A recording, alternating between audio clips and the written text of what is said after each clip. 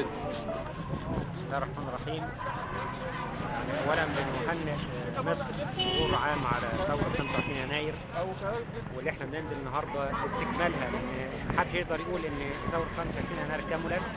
ما زال هناك فساد في المؤسسات، ما زال هناك مفسدين لم تنتهي محاكمتهم ولم تظهر يعني اصولها. هناك شهداء لم ياخذوا حقوقهم كامله، الا انه يعني جلسه مجلس الشعب امبارح كانت مبشره يعني اسر الشهداء والمصابين، ان شاء الله تكمل حقوقهم ان شاء الله تعالى. لكن احنا نازلين النهارده عشان نقول ان الثوره مستمره، وان الثوره سلميه وهتفضل سلميه، ولن نسمح لاحد انه يعني يثير اي مشاكل تعكر صفو هذه الثوره ان شاء الله تبارك وتعالى.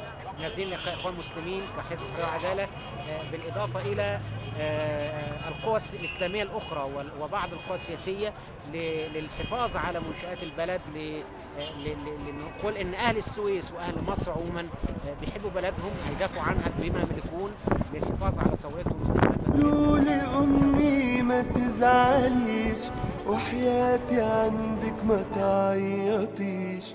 قولوا لأمي ما تزعليش، وحياتي عندك ما تعيطيش. قولوا لها معلش يا أمي،